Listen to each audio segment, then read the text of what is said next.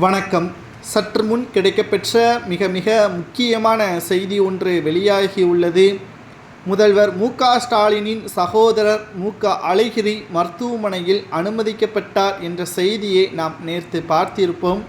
தற்பொழுது தீவிர சிகிச்சை பிரிவில் அனுமதிக்கப்பட்டுள்ளார்.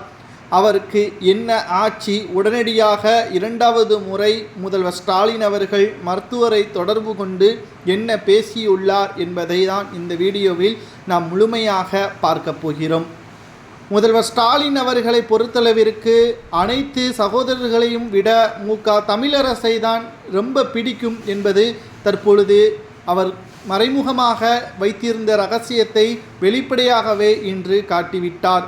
காரணம், சிறு வயதில் இருந்து அரசியலில் ஈடுபடாமல் இருந்த மு.க. ஸ்டாலின் அவர்களை அடுத்து அரசியலில் நீந்தான் வர வேண்டும் என்று மு.க. தமிழரசு தான் இவருக்கு ஊக்கம் கொடுத்ததாகவும், வீட்டை நான் பார்த்துக்கொள்கிறேன், நாட்டை நீ பார்த்துக்கொள் என்று அன்றே என்னிடம் கூறியிருந்தார் என்றும் மு.க. தமிழரசு பற்றியான பெருமைகளையும் பேசியுள்ளார்.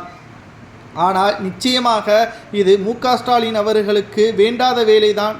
தமிழக அரசியல் உள்ளே நுழைந்தது என்ற பல்வேறு விமர்சனங்களும் இவர் ஆரம்பத்தில் தமிழக அரசியலில் வந்தபொழுது பல எதிர்ப்புகளும் மு.க. ஸ்டாலினுக்கு இருந்தது. மேலும் இவர் பல்வேறு விமர்சனங்களிலும் பல்வேறு வழக்குகளிலும் சிக்கியிருந்ததும் குறிப்பிடத்தக்கது. மு.க. ஸ்டாலின் அவர்கள் கலைஞர் அவர்கள் மறைவிற்கு பிறகு திமுகவின் தலைவராக வேண்டும் என்று பல ஆதரவுகள் இருந்தபொழுது வீட்டிலும் சில எதிர்ப்புகள் ஓரிரு நபர்கள் தெரிவித்தார்கள். ஆனால் அனைத்தையும் சரிகட்டியவர் மு.க. தமிழரசு தான் என்பதும் தற்பொழுது வெட்ட வெளிச்சத்திற்கு வந்துள்ளது. தனது மகன் உதயநிதி ஸ்டாலின் அவர்கள் சேப்பாக்கம் தொகுதியில் போட்டியிடுவதாக அறிவித்த பிறகு தனது மகனுக்காக மு.க. தமிழரசு தான் அதிக அளவு பிரச்சாரம் செய்தார் என்றும், ஆனால் இன்று வரை திமுகவில் உறுப்பினராகவோ அல்லது திமுகவின் முக்கிய பதவியிலேயோ மு.க. தமிழரசு இல்லை என்பதும் குறிப்பிடத்தக்கது. ஒட்டுமொத்தமாக தனக்கு முன்னாள் மு.க. ஸ்டாலின் அவரது மகன் உதயநிதி ஸ்டாலின் அவர்கள் இருக்க வேண்டும் என்பதற்காகவே அயராது உழைத்தவர் எனது அண்ணன் மு.க. தமிழரசு என்றும் தெரிவித்திருக்கிறார். தற்பொழுது மு.க. தமிழரசு அவர்களது உடல் மிக மோசமாக இருப்பதாகவும் மருத்துவமனை அறிவித்துள்ளது. இவர் 48 மணி நேரத்திற்குள் நிச்சயமாக அடுத்த சிகிச்சை மேற்கொள்ள வேண்டும், இல்லை என்றால் உயிருக்கே ஆபத்தாகிவிடும் என்றும் தெரிவித்திருக்கிறார்கள்.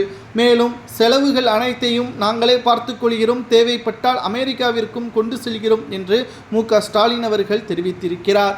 ஆனால் இதுபோன்ற மற்றவர்கள் மருத்துவமனையில் சிகிச்சைக்கு அனுமதிக்கப்பட்டு அவர்கள் சரியான சிகிச்சை வழங்கவில்லை என்றால் நிவாரணம் கொடுக்கக்கூடிய மு.க. ஸ்டாலின் அவரது அண்ணனுக்கும் அப்படி கொடுப்பார் என்ற பல்வேறு விமர்சனம்